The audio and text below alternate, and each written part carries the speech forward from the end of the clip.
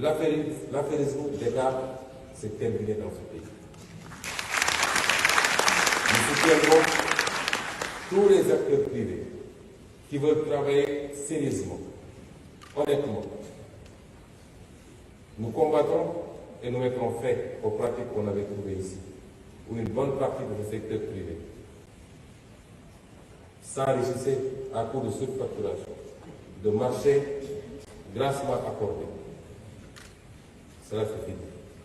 Arpentant les palais, créant des accords avec les pouvoirs publics. Le vrai secteur privé, celui qui sait entreprendre, qui veut entreprendre, dans la rigueur et patriotisme, aura tout le soutien de l'État, tout l'encadrement et toute la protection.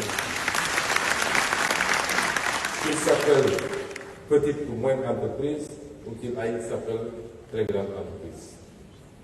Je vais aussi rappeler que notre modèle est fondamentalement adossé sur les petites et moyennes entreprises. Aussi bien au niveau de l'agriculture, nous considérons que le socle doit être l'agriculture familiale, améliorée, modernisée, mais encadrée également par un peu d'agro-business.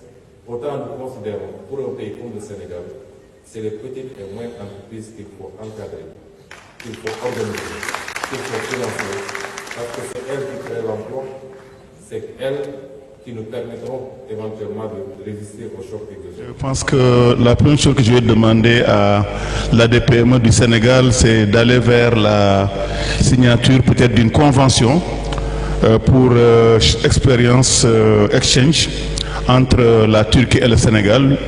Nous avons vu les ambitions qu'ils ont affichées et leur réalisation. Objectif de 7 millions de PME à encadrer. Je crois que ça c'est très important. Il a aussi parlé de l'expansion de la régionalisation de l'ADPME. Le DG sait que c'est notre contrat à deux. Hein.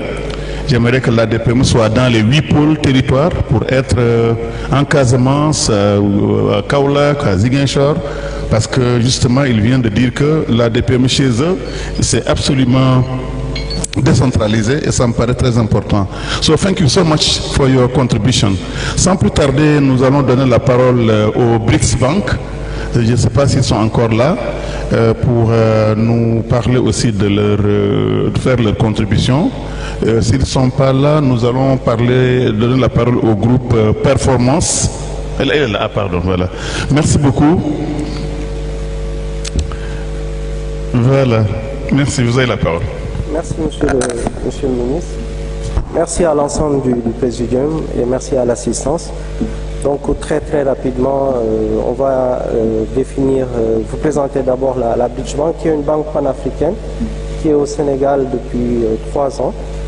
Donc, c'est une banque qui existe en Côte d'Ivoire depuis 17 ans et qui appartient majoritairement au groupe Telium, que beaucoup de Sénégalais et beaucoup d'Africains connaissent, qui sont dans l'hôtellerie, mais aussi dans le bâtiment, dans le BTP et dans la promotion immobilière. Donc ils sont des partenaires du gouvernement à travers la Sferex il y a plusieurs pôles, énergie, industrie, mais aussi le pôle finance qui regroupe tout ce qui est SGI, mais aussi bridge, asset management, tout ce qui est placement et autres.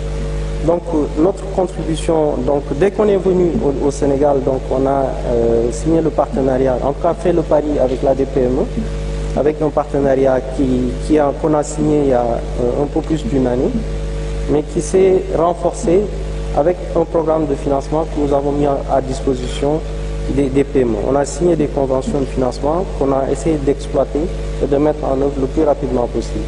Aujourd'hui, notre réflexion, c'est par secteur. On a une approche sectorielle. Sur le secteur, par exemple, de la santé, on a déployé une enveloppe à près de 15 milliards pour le secteur de la santé. Donc cette enveloppe est destinée à relever le plateau technique de toutes les structures de santé, les structures aussi bien publiques que privées. C'est déjà déployé, mis à disposition donc, des acteurs de la santé. Donc aujourd'hui, avec l'ADPME, il y a l'évaluation qui est en train de se faire au niveau de nos critères d'acceptation, mais aussi des critères que l'ADPME aurait choisi pour qu'on puisse accompagner ces PME qui sont dans le secteur de la santé. Au niveau de l'agriculture, c'est pareil, donc il y a un desk agri qui est en réflexion avec les PME. Donc notre approche en termes de différenciation, mais aussi en termes d'innovation, on ne vient pas avec des produits prêts à l'emploi. Donc notre innovation, c'est du sur-mesure. Nous construisons avec les acteurs PME-PMI pour des produits, mais aussi des services qui sont adaptés à leurs besoins. Donc aujourd'hui, on a évoqué tout à l'heure le marché international. C'est très bien, mais je pense que tout ce qu'on fera avec les PME, il faut que ça soit en adéquation avec les orientations et le référentiel de politique du gouvernement. Les questions de souveraineté reviennent de plus en plus. Je pense que il y a quelques années, on parlait d'interdépendance des économies à travers l'économie de marché, l'ouverture des différents pays.